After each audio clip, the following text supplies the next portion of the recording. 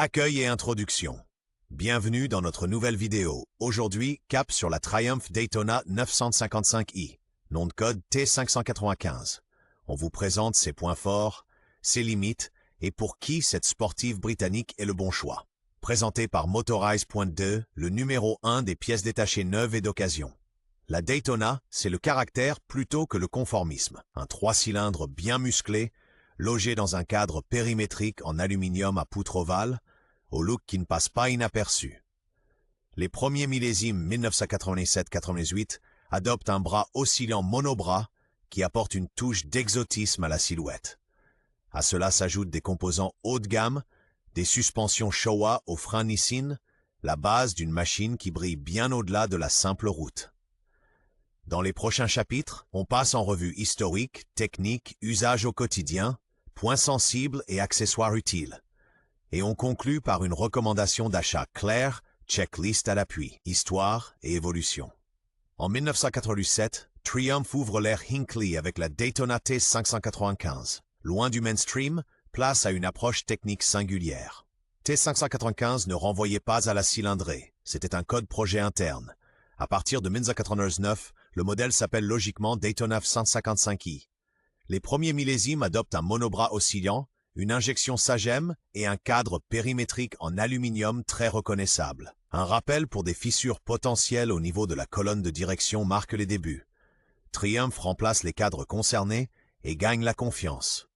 En 2002, restylage, design revu, cartographie affûtée et bras oscillants à deux bras allégés, sans trahir l'idée maîtresse. Un 3 cylindres plein de couple, facile à vivre au quotidien. Un détail que les passionnés adorent. L'alésage course de 69 par 65 mm donne au moteur son caractère élastique. Ainsi, la Daytona passe d'une déclaration audacieuse à une sportive mûre au profil résolument britannique. Données techniques. Sous le carénage, un 3 cylindres en ligne de 955 cm, alésage X-Course 69,0 par 65,0 mm, double arbre à cam en tête et 12 soupapes. La gestion moteur Sagem délivre environ 128 ch à 10 500 Torminina et près de 100 Nm à 8 500 Torminina. Sa signature, une poussée musclée à mi-régime.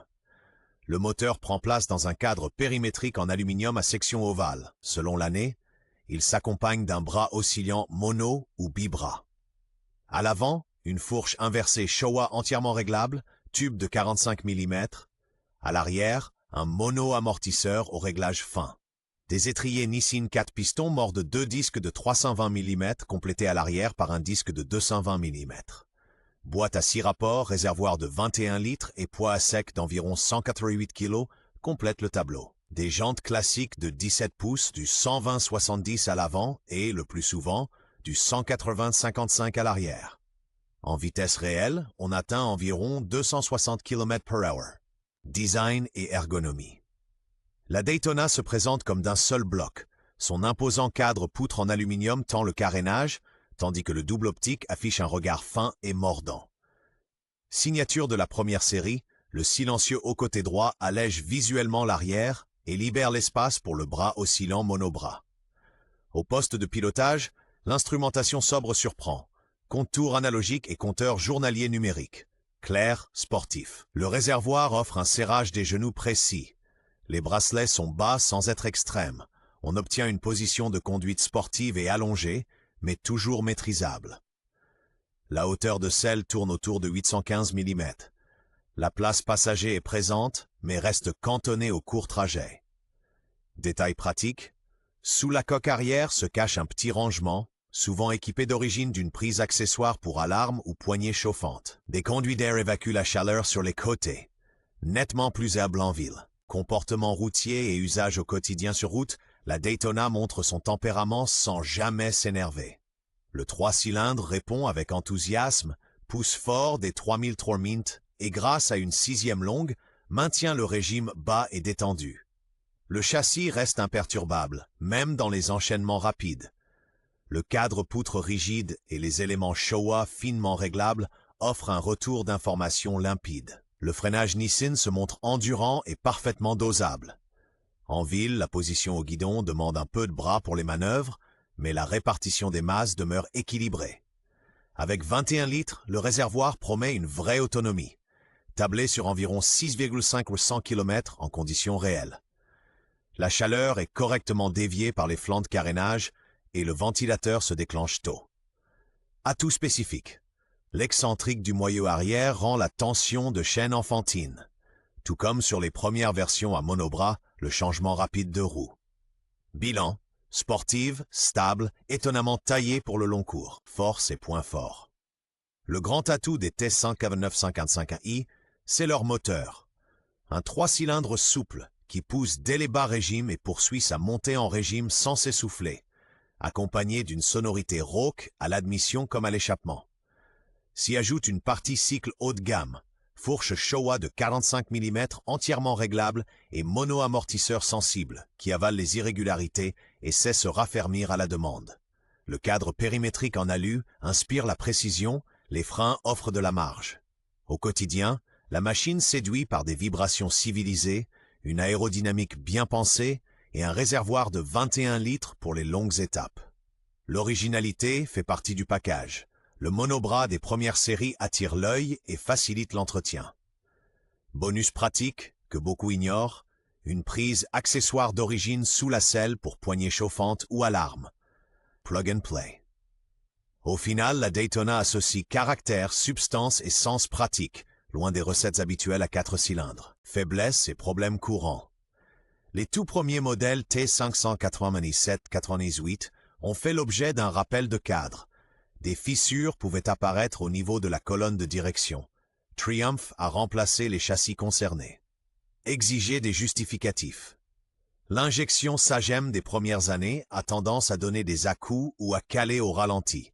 Une cartographie concessionnaire à jour apaise tout ça, surtout avec l'échappement d'origine. Côté électricité, grand classique, le régulateur redresseur sous la selle chauffe, la tension de charge chute. Un régulateur MOSFET moderne est une solution durable. Le connecteur principal de 30 ohms peut aussi fondre. Autre point sensible, les raccords rapides en plastique blanc des conduites d'essence au réservoir. Des raccords métalliques règlent le problème. Des durites poreuses de commande de ralenti provoquent un fonctionnement irrégulier et le couvre-culasse peut suinter légèrement. Contrôle spécifique. L'excentrique du porte-roue arrière monobras coulisse-t-il librement? Les roulements de roue arrière sont-ils sans jeu? Et la cartographie moteur correspond-elle au silencieux monté? En gardant ces points à l'œil, on s'offre une moto robuste, accessoires et options de personnalisation. Avec quelques interventions bien choisies, on affine intelligemment la Daytona. Un silencieux Triumph Tor ou Arrow, associé à une cartographie de concessionnaire adaptée pour la gestion Sagem, offre une réponse nette et une belle sonorité. Beaucoup de propriétaires passent de 190-50 à 180-55 à l'arrière pour une mise sur l'angle plus vive sur la jante de 6 pouces. Un pignon de sortie de boîte avec une dent de moins à l'avant booste sensiblement les reprises. La partie cycle réagit clairement à des ressorts plus fermes ou à des éléments internes haut de gamme, K-Tech ou Öhlins. La T595 récompense immédiatement des réglages de géométrie précis. Des durites aviation et des plaquettes endurantes font passer le freinage Nissin au niveau supérieur. Pour le quotidien et l'ergonomie, une bulle double courbure MRA et des rehausses de guidon Elibars font merveille. Détail des premiers millésimes. Le monobras, avec béquille d'atelier centrale et axe de levage, permet des changements de roue ultra rapides. Pratique, sous la selle se trouve la prise accessoire Triumph. Poignée chauffante et alarme se montent sans câblage compliqué. Cotes et critères d'achat. Sur le marché de l'occasion, la Daytona 955i au gène de T595 se négocie le plus souvent entre 2200 et 4000 €. Les exemplaires d'origine, exceptionnellement soignés, pouvant dépasser cette fourchette. À l'achat, dossier et état prime. Le rappel de cadre des premiers millésimes est-il bien soldé via le numéro de châssis? Les raccords rapides d'essence en plastique ont-ils été remplacés par des versions métalliques? Le système de charge délivre-t-il vers 4000 T-Mint une tension stable de 14,0 à 14,5 volts?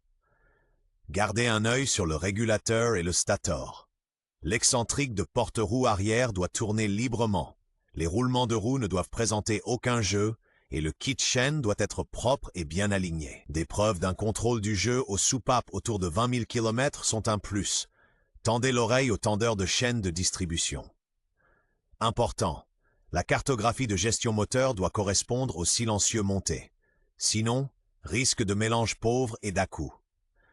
Les panneaux de carénage sont rares et coûteux. Inspectez soigneusement toute trace de chute. À l'essai, recherchez une reprise régulière des 3000 Terraminetta. Aucun raté. Et un embrayage qui débraye franchement, à froid comme à chaud. Conclusion et recommandations d'achat. La Daytona 955i de première génération, héritière de la T595, est une sportive de connaisseurs. Un triple au caractère bien à lui, des composants de qualité et un châssis qui privilégie la stabilité plutôt que la nervosité. Si vous aimez les petites routes et ne craignez pas les longues distances, vous trouverez ici de la substance plutôt que du tape à l'œil. À l'achat, vérifiez que le rappel du cadre a été effectué, la présence de raccords rapides d'essence en métal, un système de charge en bon état et une cartographie adaptée à la ligne d'échappement. Contrôlez l'excentrique et les roulements de roues arrière, l'état des durites d'air de ralenti et d'éventuels suintements au niveau du couvre-culasse.